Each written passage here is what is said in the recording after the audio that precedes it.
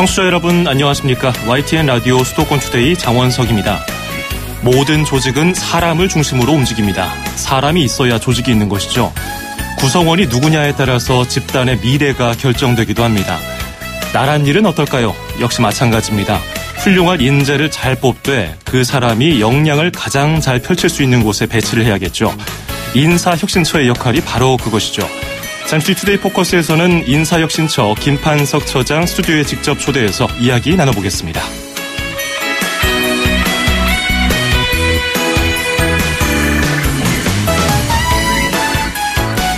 오늘 아침 앵커가 뽑은 수도권 뉴스입니다. 은마아파트 재건축 계획안이 서울시 심의에서 거부됐습니다. 서울시가 밝힌 재건축 허가를 하지 않은 가장 큰 이유로는 제3종 일반 주거지역 내 최고 높이를 35층으로 제한하고 있는데 은마아파트는 49층을 고수하고 있다는 점입니다. 은마아파트 재건축은 워낙 상징적인 의미가 크기 때문에 서울시와 조합이 어떤 협의를 할지 주목됩니다. 리사 스탠스필드의 Send Your Loving Free 띄워드리면서 2017년 8월 18일 수도권 투데이 시작합니다.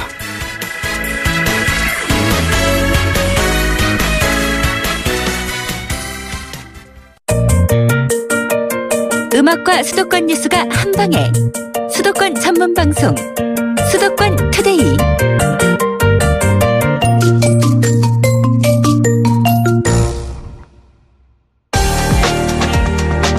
투데이 포커스.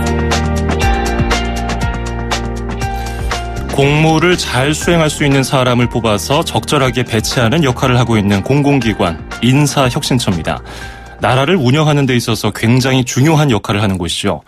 문재인 정부 들어서 거론된 여러 이슈 중 키워드 하나를 꼽으라면은 공무원이었습니다.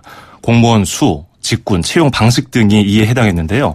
정권 초반에 공무원 관리 방향이 정해지고 있습니다. 투데이 포커스에서 인사혁신처와 관련한 이야기를 들어보겠습니다. 오늘 특별히 인사혁신처 김판석 처장을 스튜디오에 직접 초대했습니다. 어서 오십시오. 네, 안녕하십니까. 반갑습니다. 예, 반갑습니다. 오늘 오시는데 불편함은 없으셨습니까? 네, 걱정했던 교통이 괜찮았습니다. 예, 오는데 비는 안 쏟아졌습니까? 네, 집에서 출발할 때는 비가 오지 않아서 괜찮았습니다. 다행입니다. 네. 자, 인사혁신처 제3대 처장으로 취임하신 지 이제 한 달 정도 지났는데요. 그렇습니다. 네. 청취자 여러분들 많은 분들이 아시겠지만 그래도 인사혁신처는 어떤 일을 하는 곳인지 간단하게 소개 부탁드리겠습니다. 네, 인사혁신처는 국가를 운영하는 데 필요한 국가 공무원을 선발하고 또 선발한 공무원들을 교육시키고 승진시키고 그리고 퇴직 후에 연금까지 모든 것을 관장하는 우리 국가의 인사 전담 기관이라고 말할 수 있겠습니다. 그렇군요. 공무원을 뽑는 데 있어서부터 공무원이 퇴직한 이후까지도 모든 것을 총괄하는 곳인데요. 그렇습니다. 한 달 동안 어떻게 보내셨습니까? 굉장히 바쁘셨을 것 같아요. 네, 그렇습니다. 7월 12일에 취임을 하자마자 추경 예산이 바로 상정돼 있어서 국회도 오가면서 처음부터 굉장히 바쁜 그런 시간을 보냈고요. 그동안 한 달 정도 이제 업무 파악도 되고 해서 지금분들은 이제 가속도를 내서 일을 할 시간이라고 생각됩니다. 일선에서 일하고 있는 공무원들도 좀 만나보셨던데 어떤 느낌을 좀 받으셨습니까? 네, 현업에서 고생하시는 공무원들, 예를 들어서 집배원이라든가 근로감독관 이런 분들을 만나보니까 현업에 애로사항이 많다는 것을 파악하고 앞으로 그분들의 애로사항을 좀 줄여줄 수 있도록 노력하고자 합니다. 가장 더울 때 우편 집배원 체험도 해보셨잖아요. 네, 스스로 옷을 입고 우편물을 아파트에서 한번 정리해 보니까 쉬운 일이 아니었습니다. 이게 잘못 꽂아 넣을까 봐 긴장 안 하셨습니까? 그건 걱정 안 했습니다만 그분들 애로사항을 들어보니까 시골의 경우에는 하루에 한 150리 정도를 오토바이를 몰고 배달하기 때문에 굉장한 어려움이 있구나 하는 것을 피부로 느꼈습니다. 그렇군요. 이제 취임 초기시기 때문에 이런 것들을 다 이제 마음에 담아뒀다가 어떻게 또 더 개선해 나갈지 고민이 많으시겠습니다. 자, 오늘 얘기를 할 것 중에 첫 이야기는요. 실제로 공무원 준비를 하시는 분들이 눈여겨 들으셔야 할 점에 대해서 알아보겠습니다. 신규 채용에서는 이미 블라인드 채용이 수년 전부터 적용이 돼 있던 건가요? 네, 2005년도부터 이 제도가 시작이 되어서 기간적으로는 상당히 발전되어 온 제도라고 할 수 있겠습니다. 그런데 이번에는 이제 경력 채용에도 뭐 사진 같은 것을 붙이지 않고 뭐 학력 같은 것을 빼는 블라인드 채용을 확대하겠다고 했는데 어떤 식으로 구체적으로 달라지는 겁니까? 네, 한 4가지 정도가 달라지는데요. 예. 네. 저는 이제 사진이 부착된 응시원서를 사용했습니다만 앞으로는 사진이 없는 응시원서와 표준 이력서를 사용하게 됩니다. 표준 이력서에는 이제 학력, 신체 조건 이런 편견 요소가 완전히 사라지고 예. 이런 공통된 서식을 이제 각 부처가 공히 사용되게 됩니다. 그리고 이제 부처가 채용 공고를 낼 때에 직무 기술서를 반드시 함께 공지하도록 하고 있습니다. 다시 말해서 채용하는 자리가 무슨 일을 하는지 어떤 능력과 지식이 필요한지 이런 것을 명확하게 밝히게 되면 현재 병행하고 있는 무분별한 스펙 쌓기 이런 것은 사라질 것으로 보고요. 그리고 이제 제가 강조하고 싶은 것은 이 채용 방법의 경우에는 심층 면접이 강화된다는 점입니다. 예. 그간 주관적 편견에 의해서 면접에서 언론에도 가끔 문제가 되는 경우가 있는데 이 같은 경우에는 이제 전문가가 심층 면접을 잘 준비해서 아주 체계적으로 평가하기 때문에 직무 능력을 매우 꼼꼼하게 평가한다는 것이 큰 장점이 되겠습니다.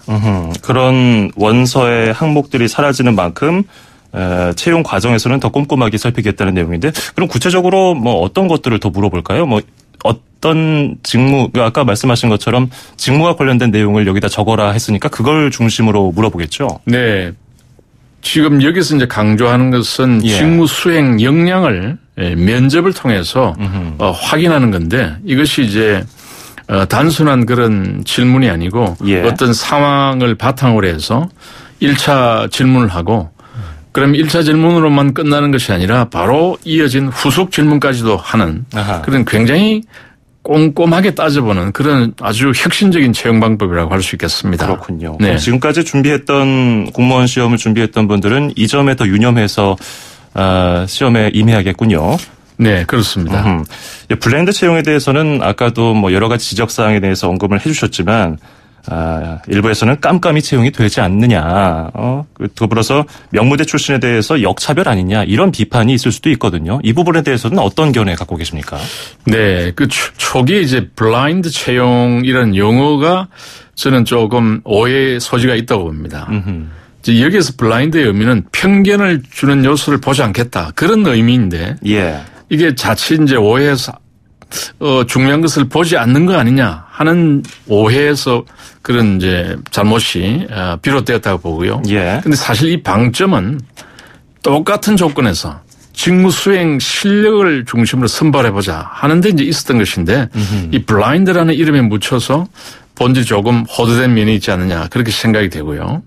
그래서 이 블라인드 용어를 저희가 지금 바꾸기는 어렵겠지만 제 개인적으로는 블라인드 채용이라고 부르기보다는 직무 역량 중심의 채용이다 하는 부제를 함께 붙여서 사용하는 것이 본래 취지에 맞고 오해도 불식시킬 수 있지 않을까. 다시 강조드리면 블라인드 채용은 직무 역량 중심의 채용이다. 이렇게 보시면 되겠고요. 예. 그리고 이제 경력 채용의 경우에는 자격이라든지 경력이라든지 학위에 관한 정보를 포함해서 제출받고 있습니다. 다시 말해서 그거는 우리가 본다는 것이죠. 그리고 이제 서류 전형과 면접을 우리가 진행하면서 직무 수행 역량을 굉장히 중점적으로 검증하고 있습니다. 다시 말해서 편견 요소는 없애되 직무 수행 역량을 철저하게 검증하기 때문에 이것은 이제 깜깜이가 아니고 소위 말해서 꼼꼼히 채용이 된다. 그렇게 말할 수가 있겠습니다. 그렇군요. 그리고 방금 이제 우리 앵커께서 말씀하신 역차별 문제는 예.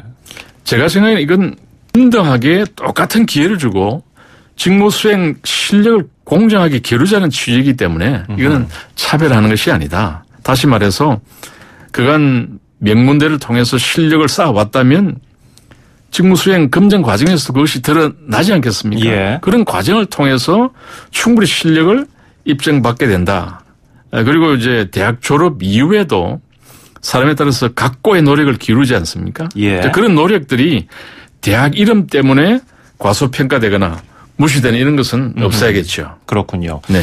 예, 앞서서 말씀드린 것 중에서 신입을 뽑을 때는 이미 이런 것들 블라인드 채용을 하고 있었기 때문에 이게 잘 정착이 되고 실제로 이렇게 해서 뽑은 사람들이 일을 잘하니까 이게 경력직까지 확대됐다고 생각이 들거든요. 실제로 그렇습니다. 일선에서도 그렇게 받아들이고 있나요? 네. 물론 정부 조직과 다양한 형태의 공공기관의 경우에는 조금 다를 수 있습니다만 예. 적어도 정부 기관에서는 2005년부터 오랫동안 이 제도를 계속 활용하면서 발전시켜 왔습니다. 그래서 정부의 경우에는 굉장히 정착된 제도라고 할 수 있습니다. 그런데 이제 단지 예. 국민들이 오해할 수 있는 것은 공공기관에도 이걸 우리가 확대하고 있는데 공공기관은 굉장히 많지 않습니까? 예. 큰 기관, 공사, 공단 다양한 형태의 기관이 있는데 이런 곳까지 확대하는 과정에서는 약간의 다른 평가도 있을 수 있습니다만 그 부분은 고용노동부라든가 기획재정부 여타 관계부처에서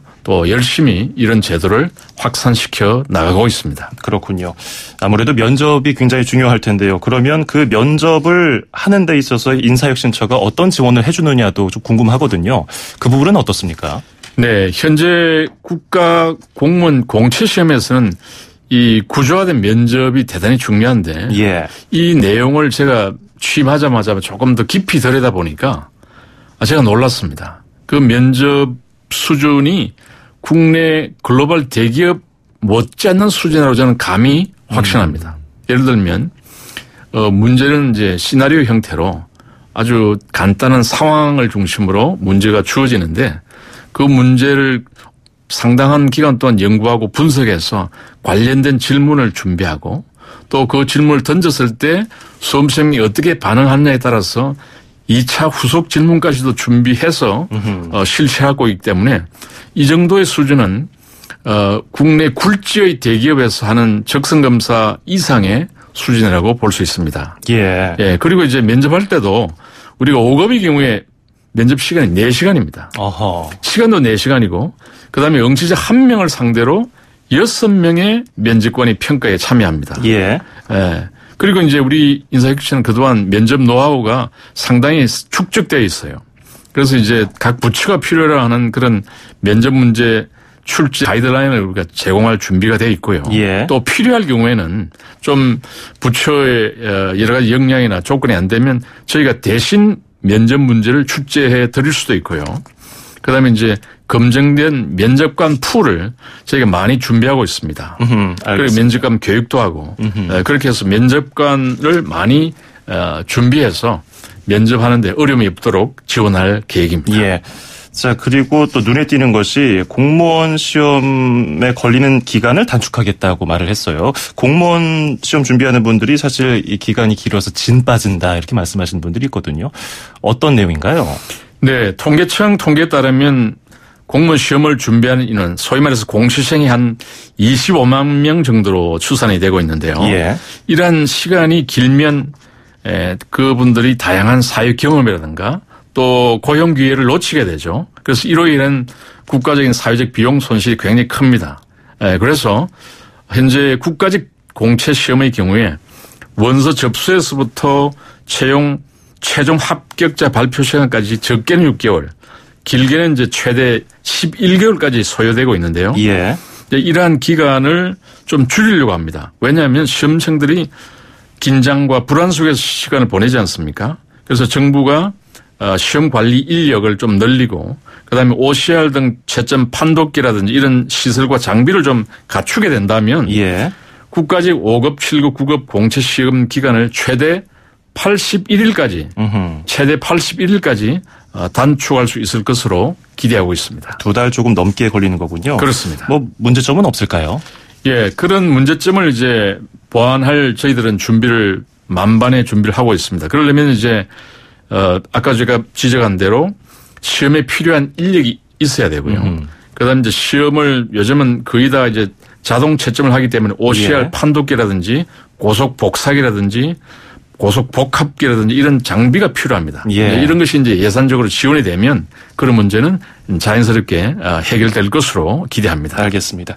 자, 그리고 생활안전 분야 국가공무원을 하반기에 추가 선발하겠다는 입장도 밝혔는데요. 어떤 일을 하는 공무원이고 얼마나 뽑는지도 궁금합니다. 네. 지난 7월 국회에서 정원이 확정된 생활안전 분야는 819명인데요. 그중에 이제 429명은 저희 인사혁신 주관으로 뽑게 되고 예. 나머지 한 390명 정도는 동식물, 수산물 검역, 질병 검역, 엑스레이 검색, 판독 등 이런 분야로서 이건 이제 경력 채용 등과 관련돼서 이건 기관별로 실체에서 자체적으로 하려고 하고요. 예. 이 생활안전 분야라고 하는 것이 좀 우리 국민들에게는 생소할 텐데 이 분야는 근로감독, 가축 질병 방역, 출입국 관련 이런 우리 국민들의 안전과 건강을 위해서 일하는 예. 현장 공무원들을 말하는데요. 제가 조금 더 부연하면 근로감독관은 상당히 힘든 분야인데 상당히 많은 사업장을 직접 방문해서 근로조건을 지키고 있는지 임금 체불은 없는지 안전보건 기준을 잘 준수하고 있는지 이런 것들을 관리 감독하게 되고요. 그다음 지금 어제 오늘 계란 살충제 문제 때문에 지금 시끄럽지 않습니까? 예. 이와 같은 가축 질병 방역 공무원들도 굉장히 필요합니다. 그래서 조류 독감이라든지 구제역이라든지 이런 분야를 우리가 잘 관리해야 되고 또 출입국 관련해서 공항, 항만 이런 곳에서 수입 물품이라든지 예. 마약이라든지 이런 쪽에서 이제 안전 위해 요소를 우리가 철저히 관리해야 되지 않겠습니까? 예. 이런 분야가 생활 안전 분야 국가공무원이 되겠습니다. 알겠습니다. 자, 그런데 이게 대선 기간부터 문제가 되어온 논란이 되어온 것 중에 하나가 공무원 증원 문제. 네. 과연 이게 국민 부담이 되느냐 마느냐 그리고 일자리 창출이 국가에서 하는 게 맞느냐 민간에서 해야 되는 거 아니냐 이 부분에 대해서는 어떤 입장 갖고 계십니까? 네. 앵커 말씀대로 민간 부분에서 고용이 활성화되어야 된다. 전적으로 저도 공감합니다. 예. 그런데 여기 이제 우리가 조금 강조를 드릴 것은 지금 청년 실업이 굉장히 심각하지 않습니까? 통계를 보면 청년 실업률이 9.3%, 그다음에 청년 체감 실업률은 22.6%인데 이걸 이제 쉽게 이야기하면 청년들 4명 중에 1명은 거의 실업 상태다 하는 그런 의미의 용어가 청년 체감 실업률이라고 볼 수 있는데요. 예. 그와 같은 굉장히 심각한 경우이기 때문에 지난번 추경국회에서 국가 공무원 정원은 거의 재난 수준으로 확대될 수 있는 우려가 있다. 이렇게 보고 우리가 국회가 정한 것이거든요. 예. 그런 점을 우리 국민들이 좀 이해를 해 주시고 그래서 국가 경제 활성화를 위해서 정부의 노력이 마중물 역할을 해야 된다. 그런 차원에서 정부가 적극적인 역할을 해야 한다고 생각합니다. 예, 알겠습니다. 네. 자, 끝으로 이 생활 안전 분야 국가공무원 공채가 어떻게 진행되는지 듣고 싶습니다. 네, 지난 8월 14일부터 어제 8월 17일까지 채용을 위한 이제 응시 원서 접수가 시작되었고요. 예. 그다음에 필기 시험은 10월 중순에. 면접 시험은 12월 초순에 치러지고요. 그래서 12월 말에 이제 최종 합격자를 발표하게 되면 합격자는 내년 초에 바로 임용될 예정입니다. 예, 알겠습니다. 오늘 인사혁신처 전반에 대한 이야기 그리고 새롭게 또 블라인드 채용이 신설되는 부분, 공무원 증원 문제 여러 가지 말씀 잘 들어봤습니다. 고맙습니다. 감사합니다. 네, 지금까지 인사혁신처 김판석 처장이었습니다.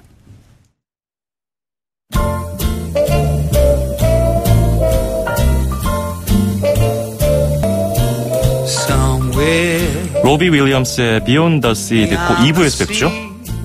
Somewhere waiting for me. My lover stands on 2,500만 수도권 청취자를 위한 모든 소식이 한자리에 YTN 뉴스 FM 수도권 투데이. FM 94.5MHz YTN 뉴스 FM 수도권 투데이 2부 듣고 계십니다. 광고 전해드리고요. 잠시 뒤에 인천시 그리고 수도권 안전톡톡 코너로 이어갑니다. 서울, 경기, 인천 찍고!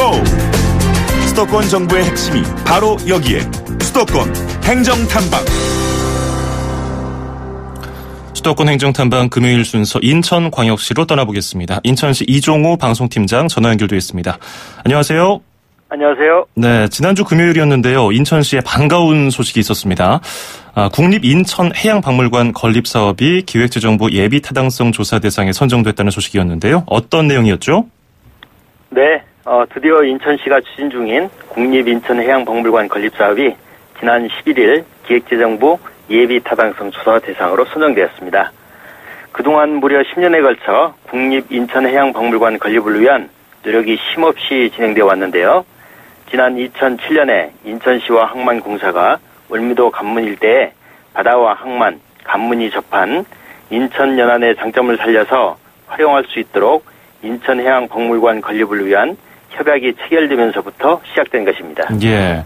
이번에 예비 타당성 조사 대상에 선정된 것을 인천시에서는 어떻게 보고 있습니까? 예, 전국에 18곳의 해양박물관이 운영되고 있습니다만 대한민국의 인구 절반이 살고 있는 수도권에 특히 인천이 해양도심에도 해양박물관이 한 곳이 없다는 사실 그 자체가 이번 예비 타당성 조사 대상으로 선정되게 된 가장 중요한 이유라고 할 수 있겠습니다. 또한 인천 국립해양박물관 유치를 위해 인천 시민은 물론 수도권에 거주하는 시민들까지 100만인 서명운동에 동참하여 힘을 보탤 수 있었고요. 인천시에서도 예비 타당성 조사 신청서를 제출한 후에도 관계부처에 지속적으로 사업의 필요성을 설명해왔고 특히 지역 정치권 역시 하나로 뜻을 모아 노력해 주신 덕분에 좋은 결과를 가져오게 된 것입니다. 예, 뭐 아직 확정되는 것은 아니지만 어떻습니까? 좋은 결과가 기대되나요? 예, 잘 될 겁니다. 기획재정부 장관의 요청에 따라서 한국개발연구원에서 예비 타당성 조사를 수행할 텐데요. 예비 타당성 조사 기간은 6개월 이상 소요되고요. 사업의 타당성을 인정받게 되면 전액 국비로 1,145억 원이 투입되어 연면적 22,500제곱미터 규모의 해양박물관이 2023년까지 인천에 지어진 것입니다. 예. 인천시에서는 사업의 필요성과 경제성이 충분할 뿐만 아니라 시민들의 염원이 매우 크다는 점을 감안하면 무난히 예비 타당성 조사를 통과할 수 있을 것으로 판단하고 있습니다. 예. 또 뭐 인천에서는 반가운 소식인데요. GTX B노선, 수도권 광역 급행철도 사업인데요. 이 사업도 역시 기재부 예비 타당성 조사 사업에 포함이 됐는데요. 이 사업은 어떤 내용인가요? 네, 수도권 광역 급행철도는 송도 국제도시에서 시작해서 인천시청, 부천, 서울역, 청량리를 거쳐 경기도 마석까지 총 80.1km를 연결하는 지하 급행철도를 말하는데요. 약 5조 8천억 원 정도의 사업비가 소요될 예정입니다. 2025년에 개통될 계획으로 송도에서 서울역까지 20분이면 주파할 수 있어 인천과 서울 사이 교통 편의가 획기적으로 좋아질 것으로 기대됩니다. 예. 그동안 인천시는 국토교통부와 협의를 통해 송도 청량리 구간을 마석까지 연장하여 수도권 동북부 교통 수요를 흡수시킴으로써 사업성을 높이고 여러 가지 사업비 절감 방안을 마련해 제시하는 등 2014년 첫 신청을 한 후 세 번째 도전 만에 드디어 2017년 하반기 예비 타당성 조사 대상 사업에 포함하게 된 것입니다. 예. 그럼 일정이 어떻게 됩니까? 네, 우선 두 사업의 관계부처인 해양수산부, 국토교통부와 긴밀히 협의해 타당성이 통과될 수 있도록 전력을 다할 계획이며 내년 하반기쯤 사업 타당성이 있는 것으로 조사되면 기본계획 수립과 기본 실시 설계를 거쳐 착공하는 과정을 밟게 됩니다. 내년 하반기쯤에 결과가 나오겠군요. 오늘 말씀 잘 들었습니다. 고맙습니다. 네, 고생하셨습니다. 예, 지금까지 인천시 이종우 방송팀장이었습니다.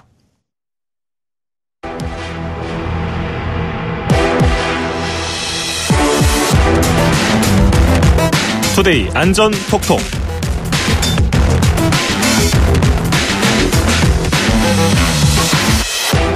언제 어디서 무슨 일이 벌어질지 어떤 사고가 닥칠지 모르는 세상입니다.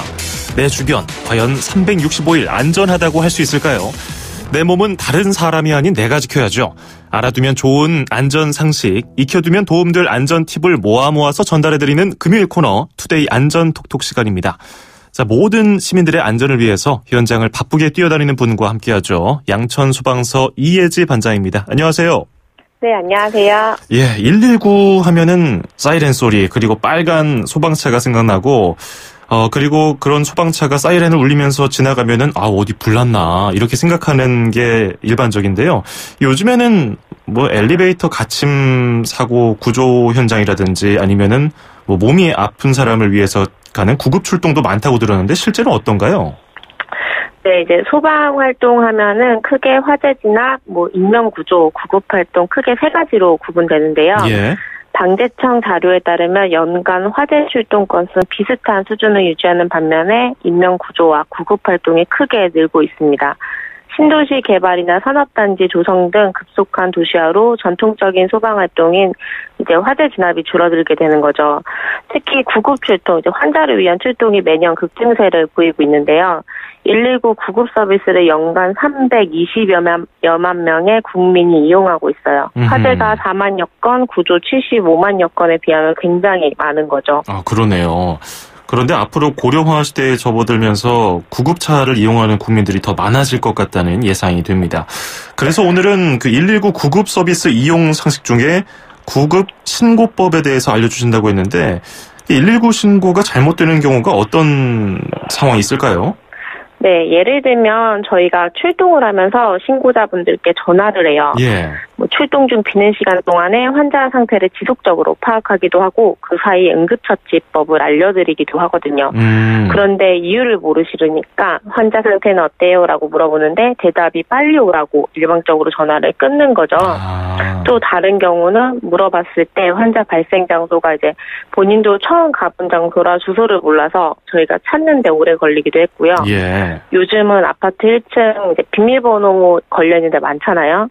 그래서 이런 비밀번호 때문에 저희가 정작 못 들어가고 있는데 경비원은 없고 또 신고자는 전화했더니 통화 중이어서 시간이 지연된 적도 있고요. 아, 그런 고충이 있는 건 또 몰랐네요. 뭐 아파트 비밀번호 때문에 출입구에서 아예 들어가지 못하는 거잖아요. 119 소방대원들이. 네. 자, 그러면 119 신고할 때는 어떤 점들을 고려하면 좋을까요? 네, 119에 신고 시에는 먼저 이제 환자가 있는 119 신고 시에는 먼저 환자가 있다는 거 제일 먼저 알려주시고요. 예. 119에 신고하신 목적 먼저 말씀해 주셔야지 우리가 어떤 차가 필요한지 빨리 파악하고 배치할 수 있거든요. 그 다음에는 바로 주소를 불러주시면 됩니다. 아, 그런데 앞서서 사례로 언급해 주셨지만 주소를 알고 싶어도 내가 처음 간 장소는 여기가 어딘지 잘 모르잖아요. 그럴 때는 어떻게 하면 좋을까요? 네, 주소를 모를 때에는 근처에 큰 건물의 상호나 전화번호를 말씀해 주세요. 이제 상호 같은 경우에는 겹치는 게 많아서 같이 써있는 전화번호 말씀해 주시면 저희가 더 찾기 쉬워요. 네. 지금 어디 간판 어디 건너편에 있다 이런 식으로요. 만약에 쓰러진 곳이 아파트나 엘리베이터면 엘리베이터 이제 층 누르는 곳 밑에는 엘리베이터 고유 번호가 있어요. 여기 어디 아파트 엘리베이터 고유 번호 말씀해 주시면 저희가 그 승강기 번호 찾아서 갈 수 있고요. 산이라면 이제 산악 위치 알려주는 국가 지점 번호 찾아서 말씀해 주시고요. 고속도로 같은 경우에는 초록색 이제 갓길 쪽에 200m마다 표시되어 있는 이정 좌표를 보고 번호 불러주시면 되세요. 네. 또 이제 모르는 길 가다 보면 쓰러지실 수도 있어요. 전봇대가 있다면 전봇대 번호 불러주셔도 좋고요. 요즘은 특히나 신주소가 이제 도로명으로 바뀌었잖아요. 예. 이거를 구 주소처럼 집원으로 말씀해 주시는 분들도 간혹 있으세요. 이거를 이제 도로명인데 뭐 몇 번지라고 신고하시면 저희가 또 그대로 넣어서 이제 잘못되는 경우가 있는데 이거를 또 유의해서 신고하셔야 됩니다. 아하, 저희 YTN이 상암산로 76인데 이게 새로 바뀐 주소잖아요. 그런데 상암산로 76번지 뭐 이렇게 하면 헷갈릴 수 있겠네요. 아하, 이거 주의하셔야겠습니다. 자, 그리고 스마트폰 GPS를 켜서 위치를 보는 것도 괜찮을 것 같아요. 위치를 알게 되면 이제 어디가 아픈지 설명하면 될까요? 네, 이때는 환자가 이제 의식과 호흡을 있는지 말해주시고 어디가 아픈지, 뭐 환자 나이, 가지고 있는 병은 뭐가 있는지, 고혈압, 당뇨 이런 게 있는지 알려주셔야 됩니다. 예. 마음은 급한데 뭐 이렇게 많이 물어봐 하실 수도 있어요. 아하. 근데 주소를 말한 순간에 저희가 구급차가 이미 출발하고 있으니까요. 신고하신 분들은 너무 걱정하지 마시고요. 환자 정보를 얘기해 주셔야지 출동하는 우리 구급대원들이 처치를 준비하는 데 많은 도움이 되니까요. 차근차근 알려주셨으면 좋겠어요. 그렇군요. 주소를 119에 얘기한 순간 구급차는 출동하고 있으니까 침착하게 설명을 해주면 되겠군요. 이제 다음에는 뭘 할까요? 네, 이제 신고자의 이름과 통화 가능한 다른 연락처를 알려주셔야 돼요. 신고 장소가 정확하지 않거나 중간에 의료 지도가 필요할 때 연락을 하면 이제 안 되는 경우도 있어서요. 이제 중간에는 이제 저희가 알려드린 것처럼 통화 가능한 다른 연락처, 예비 연락처 하나 알려주시고요. 신고자 이름, 신고자 관계 알려주시면 좋을 것 같고요. 마지막으로 제일 중요한 게 남았는데 뭐가 있을까요?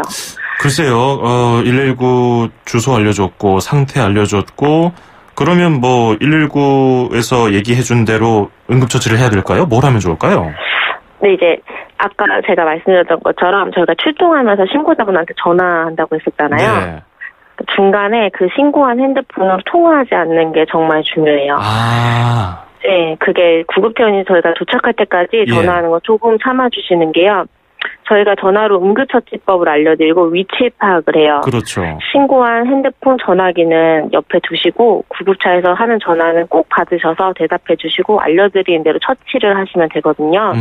근데 마음이 급하셔서 이제 가족분들한테 누가 쓰러졌다, 누구 다쳤다 이렇게 막 급하셔서 막 전화하셔가지고 항상 통화 중이거나 안 받을 때가 많으시거든요. 네. 그래서 내 가족, 친구가 쓰러져서 급하고 당황스러운 마음은 100번 이해하지만 그럴수록 더 침착하셔야 되니까요. 급할수록 침착하게 신고하셨으면 좋겠습니다. 진짜 주위 사람이 쓰러지거나 위험한 상황에 처하면은 저 같아도 그랬을 것 같아요. 근데 이거 들으신 청취자분들은 119에 신고하시면은 그 전화로 다른 사람하고 통화하지 마시고 119 통화하는 거 기다리시고 그리고 침착하게 대기하시면 되겠습니다. 오늘 좋은 정보 119 구급신고법 들어봤습니다. 고맙습니다. 네, 안녕히 계세요. 네, 지금까지 서울 양천소방서의 이혜지 반장이었습니다.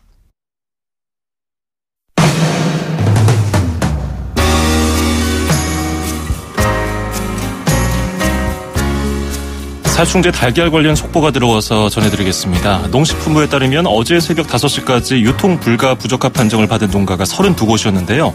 오늘 아침 기준으로 13곳이 더 늘어나서 현재까지 모두 45곳이 됐습니다. 농림축산식품부는 잠시 뒤 10시에 중간 검사 결과를 발표합니다. FM 94.5MHz YTN 라디오 그리고 스마트폰 애플리케이션 예스에서 생방송으로 확인하실 수 있습니다. 자, 끝으로 앨리스 쿠퍼의 You and Me 띄워드리면서 인사드립니다. 저는 다음 주 월요일 아침 9시 10분에 뵙죠. 장원석이었습니다. 고맙습니다. I wanna take you and squeeze you till the passion starts.